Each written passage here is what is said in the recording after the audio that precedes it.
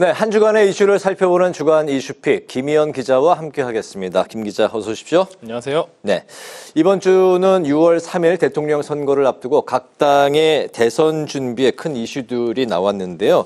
하나씩 지금부터 살펴보도록 하겠습니다. 첫 번째 이슈픽 열어볼까요? 네, 정면 돌파.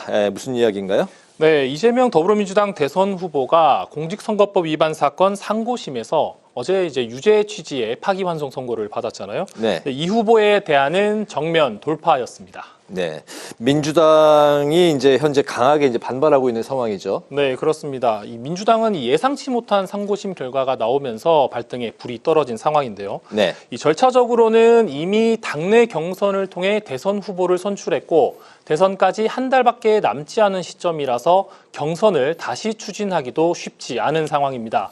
그리고 대법원의 선고 자체에 대한 불만이 큰데요. 무죄가 나왔던 2심 판결을 뒤집으면서 이렇게 이례적으로 빨리 추진한 건 명백한 정치 개입이자 대선 개입이라고 반발했습니다. 이제 D-32일인데 이재명 후보의 완주 여부 관련해서는 좀 어떻게 전망합니까? 네, 여러 가지 변수가 있긴 한데요. 일단 이 후보의 2심 재판이 다시 열리더라도 최대한 시간을 끌면서 대선을 완주할 가능성이 커 보입니다. 네. 이 후보가 파기환송 선고 이후에 국민 뜻이 가장 중요하다. 이런 말을 했는데 대선에서 국민의 판단을 받겠다는 뜻으로 해석이 되고요. 문제는 대선이 끝난 이후에도 이 재판이 계속 진행되느냐입니다. 여기서 거론되는 게 헌법 84조입니다.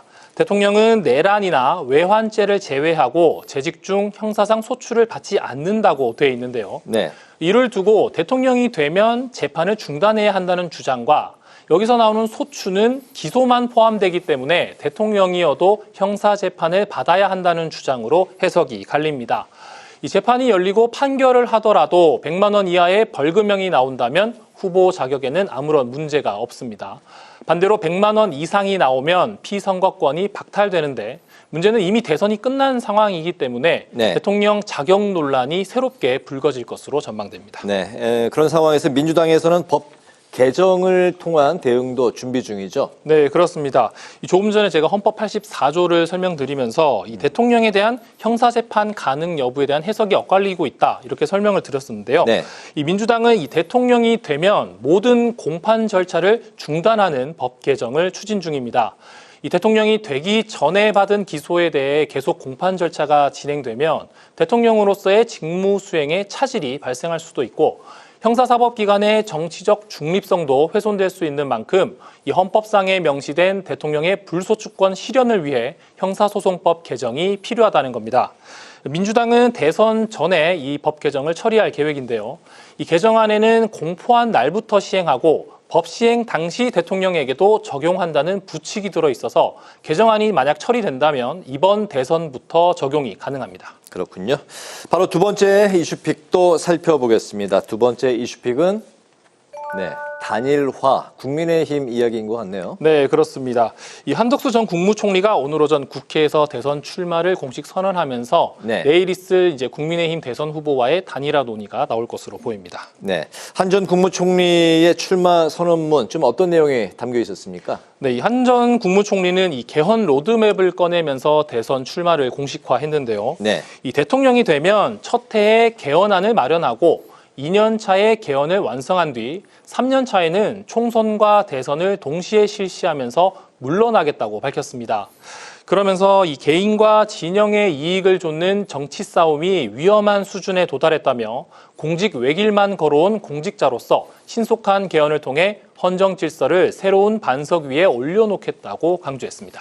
네, 한덕수 전 총리가 대선 출마를 선언했는데 현재는 무소속 상태인 거죠? 네, 그렇습니다. 이 무소속으로 선거에 나가게 되면 후보 기호도 뒤로 밀리게 되고 이 엄청난 선거 비용도 사재로 감당을 해야 되는 부담이 있는데요. 그래서 이 내일 선출되는 국민의힘 대선 후보와의 단일화가 추진될 것으로 보입니다.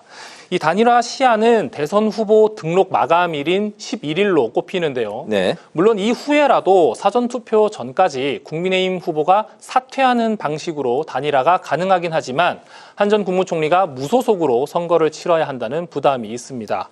그래서 다음 주까지 단일화 논의가 급물살을 타면서 결론이 나올 것으로 전망됩니다. 그렇군요. 마지막 이슈피 살펴보겠습니다. 네, 13조 8천억 원.